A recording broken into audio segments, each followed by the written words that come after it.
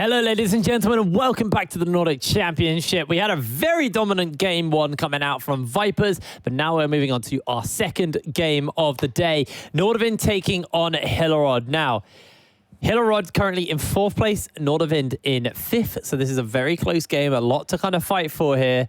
And you set some stakes up at the beginning of the stream about what this game means as we look towards playoffs. Yeah, if Nordavind lose this, then they are out of playoffs.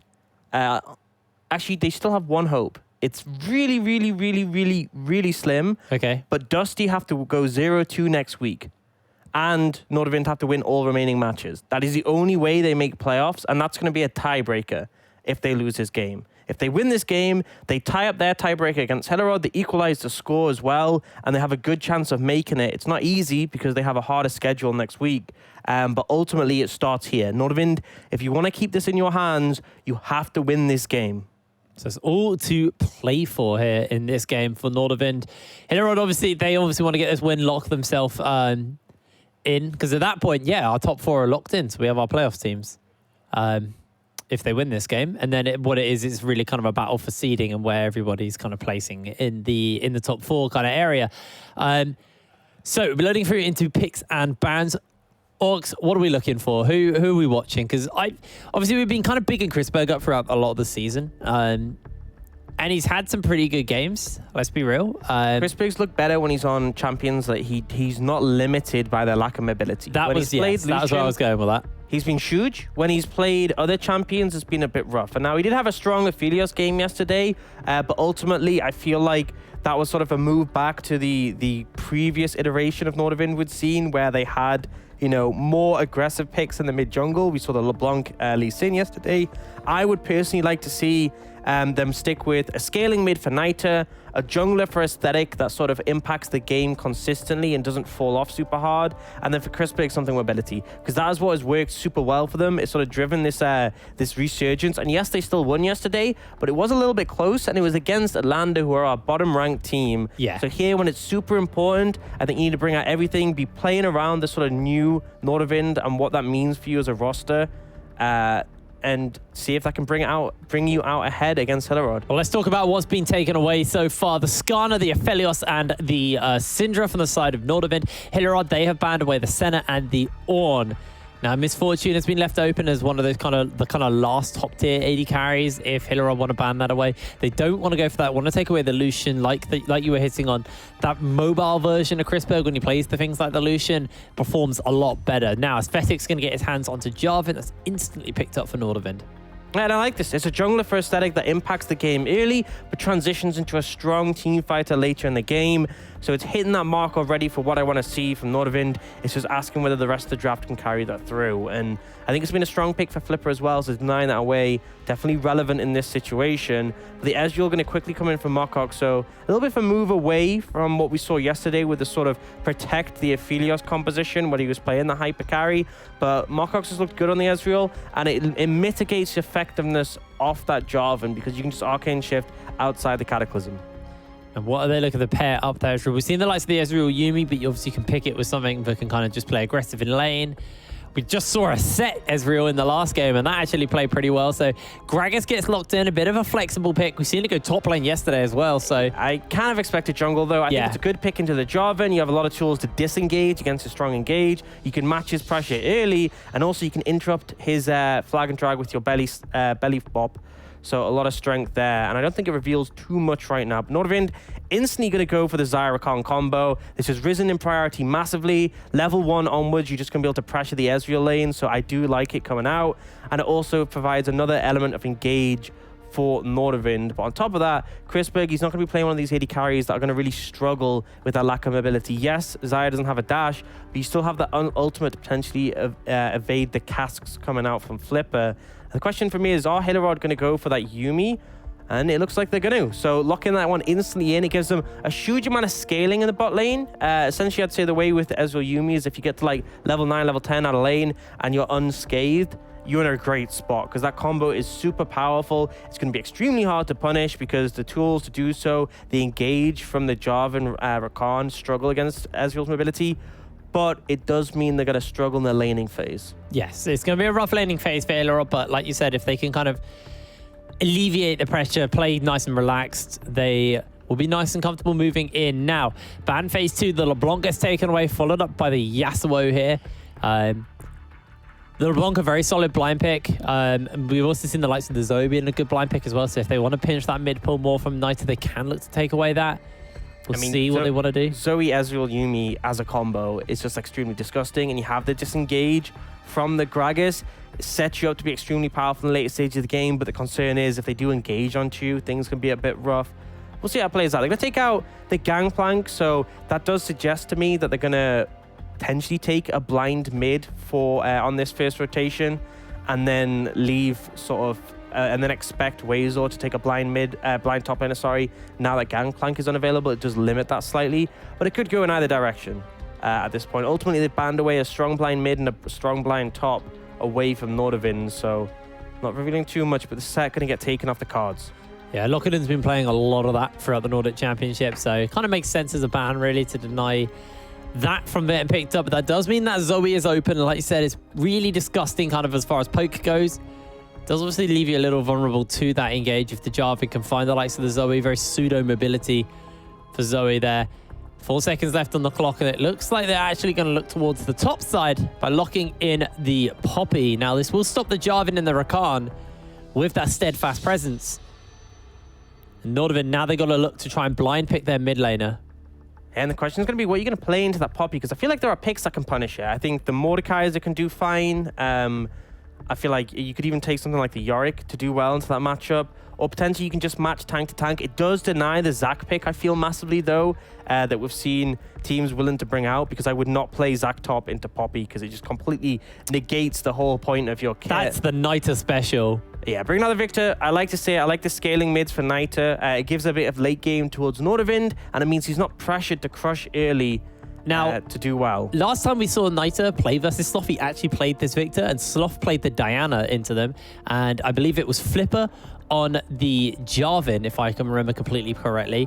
And they tried to camp him, and he actually solo killed them. Was that a different matchup? I'm 90% sure it was Sloth versus Nita on that one. Anyway, Maokai's being picked up for Wizor top lane. No, the last time they matched up, it was Yasuo Zac into the Pantheon of Nita. You're thinking the Jarvan Diana was aesthetic Nita into Legions. Yes, sorry, yeah, yes, so yes. Different situation, but they're actually going to pick the Maokai. So I think if you want to take a tank top lane in this situation, it makes sense because Maokai just finds the Poppy. Base damage just might hit a little bit early, but you scale pretty well. And with the amount of magic damage coming out from the Corki, the Gragas, the Yuumi, even Ezreal has a little bit implanted his W. Maokai can do well there. It basically gives a huge amount of team fight potential to this Nordavind composition, but also if you look at Hillerød, their backline is so powerful and there's a ton of poke available. I think the mid-game spike for Sloth and Mokox is going to be extremely powerful. And one concern as well is the range discrepancy.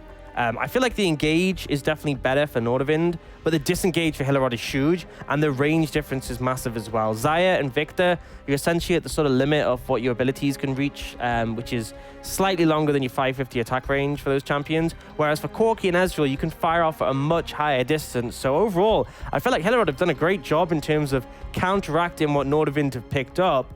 Both these teams have quite sort of clear conditions, but I think with having this much disengage available to Hillerød, it puts you in a really strong spot. Got a lot going on in the background. Let's have a little look at what everyone's running. Pretty much standard stuff. Is the Grasp the Undying for Wazor in the top lane? Yep. I'm just waiting for the... They'll eventually notice, but in the background, you can see the loading screen. Yep. We're still on Champ Select, gang. Still going. Well, at least you can sort of take note. We might get into game before we get out. Oh, they found out. They found out. There we go. There's Hello. the transition. We're done with draft now. But, yeah, I think the big takeaway from this one is going to be playing around your win conditions and setting up your carries to be fed. Bot lane does favor Chrisberg and Advian on Nordavind in terms of the pressure early. But I feel like the rest of the lanes are pretty neutral. So it's going to be critically down to the junglers applying pressure to set this one up. And also how the team fights end up playing out. Because I feel like if Hillerød can use their ranges correctly, their disengage, they're going to be great. but an overstep could be punishing, especially when it's hard to punish Chrisberg. And Knight, if you get too close to him, has potential to just blow you up late game, but look at them. They're looking for something. Avian's actually looking to come over that wall, misses out on the grand entrance. They are going to get a ward. Don't really blow anything for that, so Nordavind could be at least somewhat happy with that. Going to move through into the red side. Mokox and Ermin going to move through and place a ward of their own at the red side. So it looks like it's just a reset. Yeah, they went looking for something. If they managed to find Lock it Down, it could have been a big advantage, but ultimately, no actual payoff there. So a little bit unfortunate. But not too much lost other than just the vision control, but they still got a ward on that red, so they'll be happy in that situation. I think it's important, though, to track these junglers in the early levels, because I feel like the scaling's pretty even between these two teams. In all honesty, I would favor Hillerød in the late stage of the game. But I don't think it's super clear-cut. Victor, Zaya is going to be strong in the later stages. Maokai as well. Jarvan, Rakan still relevant. But I just feel like the Ezreal Yuumi as a combo is just extremely powerful later on. They've got double exhaust as well, which there's no one massively you're going to use that on in the later stages, but it definitely limits any sort of aggression coming out. It also allows Mokox to play more aggressive. As if he does dash forward, the exhaust can essentially, for 3 seconds, just shut down any sort of recourse from a certain member. But yeah, we'll see how the lanes play out. We'll see how the junglers play out. Both of them just clearing through their camps. Aesthetic's gone from buff to buff, but Flipper's going for a full blue side clear. So a little difference there. I do feel like going buff to buff is a little bit harder to track, but Flipper hasn't actually set foot in his top side jungle, and those wards have faded out. So not too much going to be the takeaway here. Just looking to see where these junglers start ganking. And as we said, for Nordavind, bot lane's going to have the pressure, but in mid lane, Corki is a lot safer than a Victor is. Aesthetic's actually looking just to go. He knows he had a ward there, so he knows it hasn't been taken, hasn't been started. And I think he goes over, potentially looking to contest it. But he was thinking about going top lane. It's quite hard to gank a Poppy as Jarvan. Almost stepped out of that brush. Does have his smite available, gets himself the flag and drag off onto Flipper. Flipper healing up, but the red buff burn is really going to do some damage to Flipper now. Flipper has to get the belly pop off, get the slow. You get a blast cone, but Aesthetic follows up for the moment. One more flag and drag forces the flash. And he is out of there. Yeah, trades flashes in the end. Ultimately, he wasn't going to kill Flipper there because after he flashes to close the gap on the blast cone, Flipper still has his, but he forces him to reset, and he just secures this red for himself.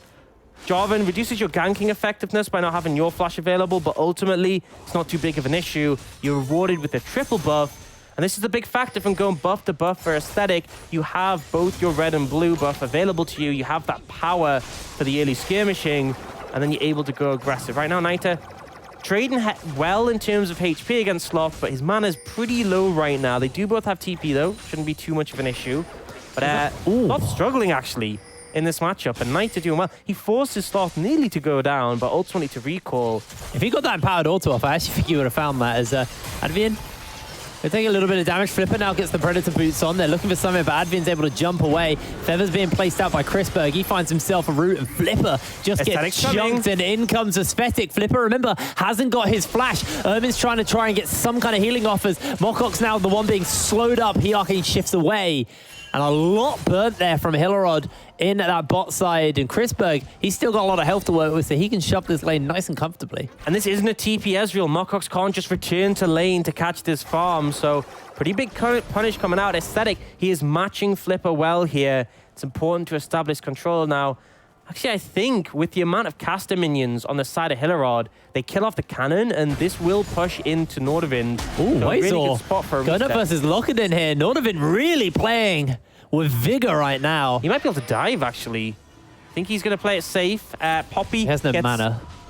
No mana, true. Poppy also has a biscuit available, which obviously gives a lot of rapid healing, and gets increased resistances. The steadfast presence resistances on a W actually doubled when you're low HP, so a little bit precarious to go for that one, but we're seeing the solo laners establishing a lot of dominance in this mid lane matchup. Actually, Sloth TP back to lane without any items. Looks like Aesthetic's looking for a dive here. Teleports are getting it used. Mokox uses the arcane shift. A lot has been thrown down for literally nothing. Yeah, I'm not sure what that was. It's an Ezreal with flash. And exhaust.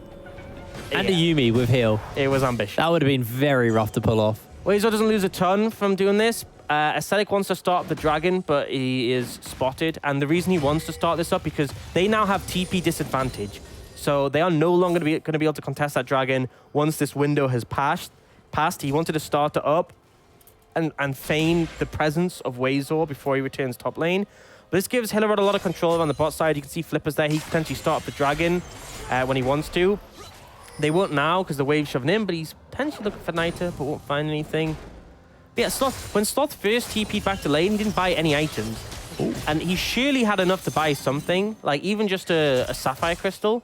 But he ended up buying nothing. He has now reset and picked up the Sheen, but he's already been chunked out again by Niter. Niter's really holding his own in this matchup.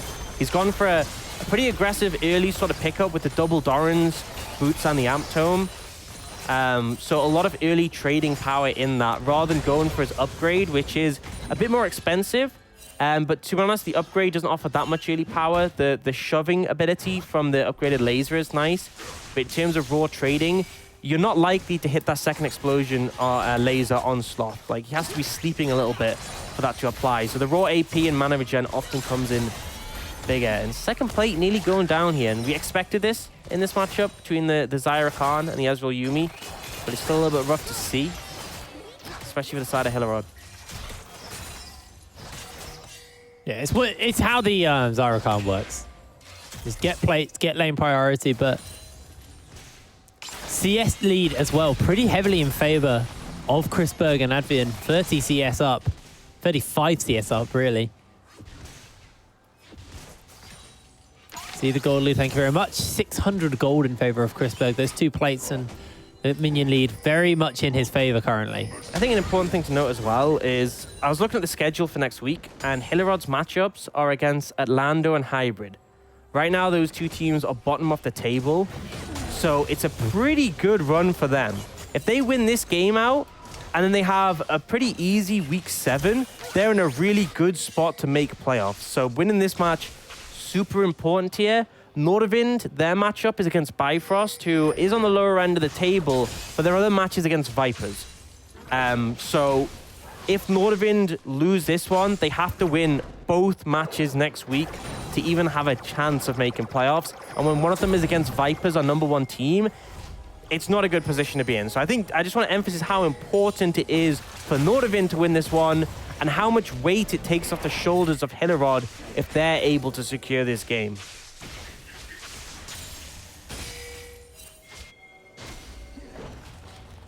Flipper just contesting out for this red buff. It can often be the case when you invade a buff early that you look to try and contest it on the second respawn. But they will be forced away. Mokox willing to play aggressive there and push Advian out. Do you see the Dragon not actually prioritized at all here, but they are swapping up to the top side to contest this Herald. Clearly more focused on that one than just a Cloud Dragon in the early levels. Which is interesting to me, because I feel like with both teams having quite a lot of scaling, there would be some priority on that Dragon, because it can tip things in one team's favor. But ultimately, so far, not seeing it. I think the lack of teleport on Weizor is what makes it quite scary for them. Sloth now got that package. We're going to see if he can drop it. Aesthetic holding fast at the moment. Chrisberg goes up with a Feather Storm. Can look to pull the feathers back, but he won't find it. That's going to be the knock-up from Advian. 2 ultimates burnt there from the side of Nordavind for just a package drop. Weizor's walking up, so potentially there to assist. Right now they're hovering mid, and he will have to move to back bot lane. But this is the difference, is that Weizor has to move instantly when these fights start. But in honesty, when you say the point about the TP disadvantage for Weizor, that of all things should mean that Nordavind should be in a position to cross-map trade. Yeah. Because if they can't evenly trade here, if Hillerød contests them on this Herald, they can have a numbers advantage, but they're not. Sloth went back to capture the mid-wave without the package. Despite the fact they could TP in Lockdown and have a numbers lead, Nordavind are able to hold up the pressure, and Hillerød, they do not feel comfortable playing around this bot lane discrepancy. That is the big factor. Look at the item difference between Chrisberg and Mokox. We have a BF sword We have the Cole's not going to be too much of a factor, but there's a Doran's and a longsword against double Doran's tier Ezreal. This Ezreal is offering very little at all to these team fights. And really just isn't going to be a factor for quite a long time. And I think been heavily put behind. Yeah, I think it's expected with a lane matchup. Oh, Mokok's going aggressive there. Yeah, he's the final chapter. Flipper's coming in as well. Trying to see if he can find himself an opening. Did have the ultimate, but no Predator. So he couldn't quite close that gap. And Aesthetic now will just take this chance to get himself that Cloud Drake for his team. It looks like Nordavind looking to start up that scaling aspect for the Cloud, but the Dragons can offer. Hillerød are just losing out on everything here, because you lose the Herald, sure, move to the bot side of the map and take the Dragon, but instead they try and contest top where there is no neutral objective, and the trade-off ends up being that Nordavind get both. They get the Cloud Dragon, they get the Herald, Nordavind are in a great spot, they're 1,400 gold up, and as much as I said that I favored the scaling of Hillerød, it's still pretty close, and if Nordavind come into the mid to late game with a gold lead, they will come out ahead. Is Aesthetic looking to drop the Herald mid lane? He's got Advian, he's got that wave shove. It looks like he's not going to go for that. Chris Berg's in the bot lane. He's going to try and stack up this wave. Clear it out. As he's got the Warhammer now finished up for himself. So he's got a lot of additional cooldown reduction. As Flipper's been found out, they do look to throw everything on top of him. And first blood picked up for Niter. Niter even gets himself the Gromp as a successful reward for that. And now Nordavind may look just to throw down this Rift Herald. Chris Berg has weakened out the turret already. Avian gets over the wall nice and safe. Yeah. Rift Herald's being used, and this should just be first turret blood as well to Nordavind. They have just slingshotted this gold lead forward as Chris Berg gets all the plates as well. It goes all into his pocket, and it was critical timing there. The tower was just low enough. I love the usage of the Herald. This is something I always praise. When it's on lower HP, towers are much harder to take. The plates get very tanky. So I think that is strong usage there to get all that gold into the Chris Berg. And it's going to slingshot him even further ahead. We have a kill on a Naito who now has a 20 CS lead in the mid lane. We're seeing a 3,000 gold lead overall for Nordavind. And it's starting to look rough for Hillerød. Because they need to match this gold to a degree. Yes, they're going to be able to scale up and the gold difference will be less relevant. But as much as I said I favored the scaling, it's so close. It's really... There's a thin gap between the two. And I feel like if Nordavind come into this mid game with a gold lead, they're just going to be able to take over the game. Right now, Lockadon got to be a little bit careful. Knockup comes in, but it's flashed away from by Lockadon. Whoa. So close. Flipper had to burn the Predator to try and go up. Oh no, he didn't burn the Predator, he's just a speedy boy. Mokox and Ermin are moving up. Advin's going to take a little bit of damage, but couldn't even get past the Gleaming Quill. Once more, let's look at the item difference between AD carries here. Sheen tier to a full Essence Reaver. He's had the Essence Reaver for a little while as well now, so... Getting even stronger. Mokox needs to be careful because he can arcane shift away from a lot, but not the twisted advance from Wazor. He's going to keep pressuring this tower. So the wave is pushed. If you look bot lane, there's a huge wave crashing into this Poppy. So Poppy could just sit here and freeze this, which is why Wazor is forcing top lane. So that forces Lockadon to shove it out, because you can't just sit here and freeze as Wazor moves on the map and dictates the game. So he shoves it in, and this means Wazor does have to move down and catch it. It will mitigate some of the pressure on the top side that was put towards Mokox. But ultimately, they still managed to take a plate. They're still going to take this red buff away and control very firmly in the side of Nordavind. Now, Niter with the upgrade on his Death Ray. As you can see, it just makes little to no work of these waves. And Sloth down a level, down heavily in health, actually getting caught out. Has to try and jump away for the moment. Aesthetic with the flash and the Cataclysm is going to burn Sloth's flash, but he just flashes into his face. And the Dragon's Lance will secure that kill. Niter may even try and get the turret with this as he can cut through the wave. Flipper has to move over to try and secure this for the moment. And Aesthetic just playing this so well. Takes out all the mobility from Sloth, doesn't flash early, ends up using the Cataclysm to close the gap, and then follows up and just has enough damage to beat Niter just cooks Flipper. Chaos Storm doing some work here Lockeden takes a bit of return damage as well from Niter. Niter just popping off right now as Advian looks for something topside onto Mokox and onto Ermin, but can't sink in the feathers at all. They're just very slippery. The kitty cat and the Ezreal.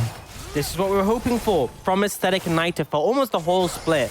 And I just love the fact that once again... Oh, Wazel flashes Twisted Advance. Final chapter's going to get used. Drown goes the package and the Featherstorm. Chrisberg looks to get caught out, but he's burning down and holds his life. Mokox somehow survives through all of that as well. That was a messy fight. That was a messy one, definitely close, but ultimately both sides get away. It would have been a massive hit if Nordavind start to trade in that situation because of how far ahead they are. They really should be dictating this game. But ultimately, it wasn't enough, even with the package, to turn around things for Hillerød. Chrisberg down ultimate on both summoners, though. I don't think it's going to be too much of an issue. He's recalled, picked up that Zeal. But the big talking point here is Niter. And this is the mid laner. This is what we expected from the hype coming into this split. All the praise towards Niter and how he performed in scrims and trials. And we hadn't really seen it. There was this player who kept trying to play things like, you know, the Diana, the Pantheon. He wouldn't really get going in the early game, and then he'd fall off. But he's gone back to these scaling mid picks, like the Victor, like the Rise, and he's just dominating on them. Aesthetic playing so well on top of that, and they have done it just in time. This game is so vital for them making playoffs, and if they win the remaining 3 matches they have, this one and the last 2 of the split, then they will at least tie break with Hillerød and have another best of 1 with them to potentially dictate them getting in the playoffs. So it keeps it within their own hands. And that's the big thing going towards that. Rift Arrow's been picked up here from Nordavind. Now, Infernal Drake, you saw Hillerød just kind of threatened to go for it, but Nordavind just called their bluff. They move straight up the mid lane with that prior they've been able to get. And they actually may just find this turret. The charge is going to be enough to crack open that one. And this should just be the Infernal Drake as well for Nordavind, although Aesthetic did take a fair amount of poke from Mokox and from Sloth. Lockeden and Flipper are on that flank. That aim discrepancy so big, though. I'm not sure you can really do it. The gold as well. 7,000 now the difference. And Chrisberg does have his ultimate this time. They do have control of the area. That is the one avenue to look at. So it's quite hard for Nordavind to push in, but they brought Wazel over, and he's so tanky he can do so. Knock up into the silence, into the Chaos Storm. They're getting cooked inside the Cataclysm. Wazel finds the kill, and Aesthetic is chasing for more. They do find themselves something with the roots, but Wazel jumps in with a Twisted Advance. Flipper goes golden for the moment, but a laser and some feathers from Chrisberg will seal the deal. This is the second dragon over to Nordavind. And Hillerød tried to contest. They did their best. I don't think they needed to. They could have just given this dragon up, but I understand you feel really rough just handing over objectives. But now the goal discrepancy so massive in this game.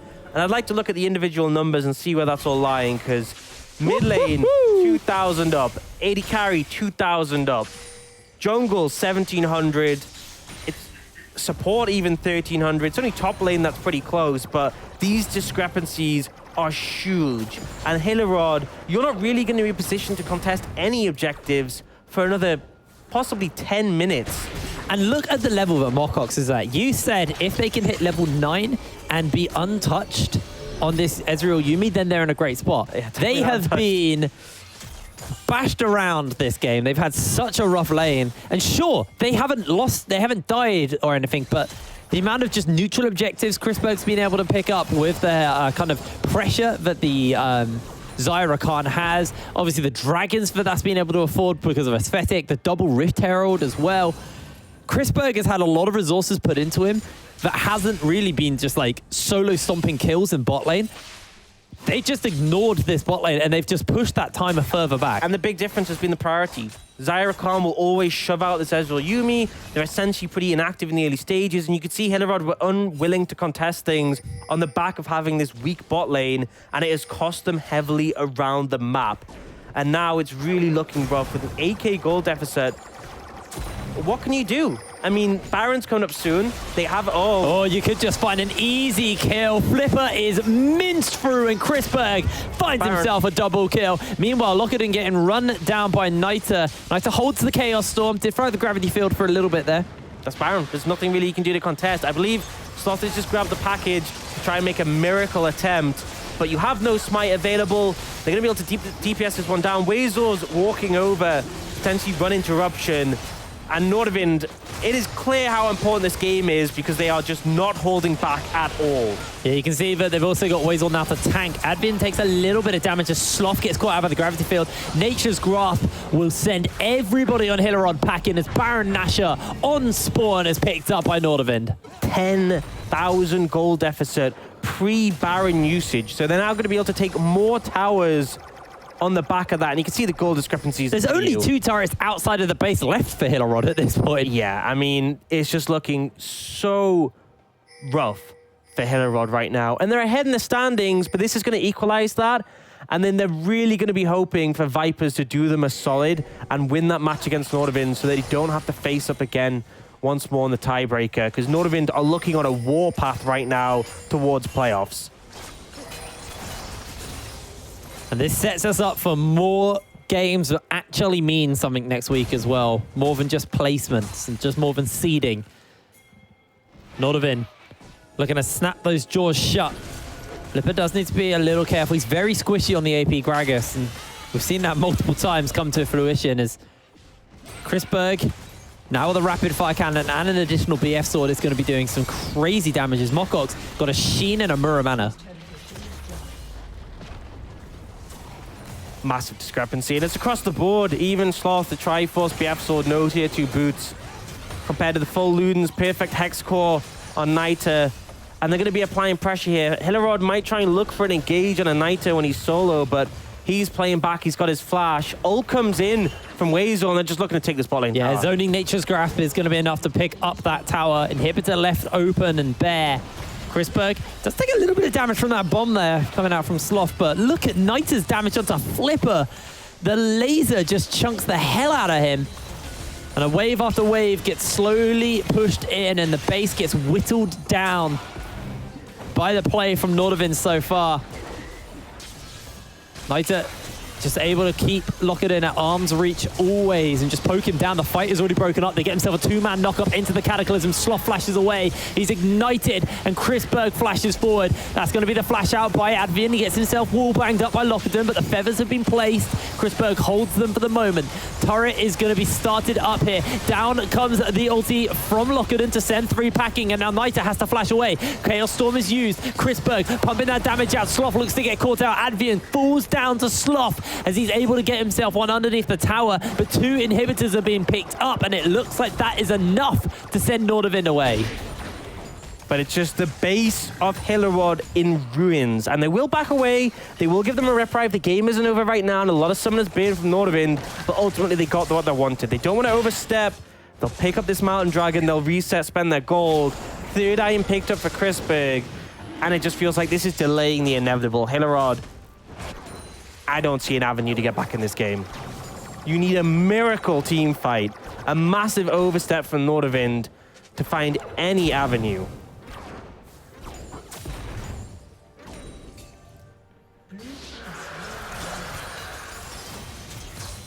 Chris Berg shoving up the mid lane. One more away from that Mountain Soul as well. So suddenly, even if you can find that miracle body slam with Flipper onto someone like Chris Berg, that shield, that resistances he's going to get should just be enough to make sure he has time to get the ulti off and get some distance put between him and the members trying to kill him. You got a Triforce and a BF sword onto Sloth, into Infinity Edge, Essence Reaver, and Rapid Fire Cannon. Chris Berg alone has more items than Sloth and Mokox combined. Yeah, it's rough, is what I gotta say. It's very rough right now. And that's the thing, is that you have super strong frontline for Nordavind. It just doesn't even warrant talking about, because this Maokai just feels unkillable right now, as does the Jarvan. And it feels like no one is going to be able to walk up on Niter and Chris Berg without just getting decimated. They're trying to hold on for now. The Baron has expired, but turret's still going down in the top lane as the super minions push in. They just don't have insane wave clear. Obviously, you have the Corki, he's pretty decent, but Ezreal he's pretty slow at clearing out these Baron waves, especially when he literally has no items. Now look at him find something onto Aesthetic, but Nature's Grasp is going to get thrown down to zone out for the moment. Only one gets caught out, but Flipper is instantly deleted. The fight is on. The Chaos Storm is locked onto Lockeden. A Sloth will fall. A double kill for Wazor as he is just chasing Lockeden through the base. Chrisberg looking to close in as well, taking out Lockden. And now Mokox and Ermin have to deal with everybody. Advi is able to jump away the grand entrance as Nita looks to jump in. They get the shielding off. They get the healing off. Nita finds the kill. Ermin answers back out. But what a turnaround. Chrisberg and Wazor are just taking the towers. They're looking for Ermin. Ermin doesn't want to give it up. He doesn't want to let them pad those stats at all, but he finds it with the Feather Storm. In comes Flipper. He gets rooted up, and Chrisberg will cut through him like it's nothing. He decides to go for the Nexus. This is the game. Over to Nordavind. Not before they find something onto Flipper, though.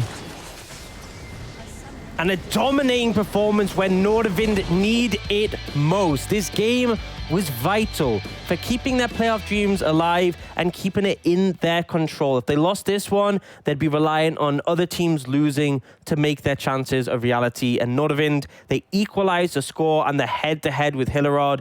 And yes, we said late to the split did they really start to show that form we expected from them, but it appears they were just in time. Yeah, they really needed that win, and they did find it, which keeps their hopes of making it to playoffs alive.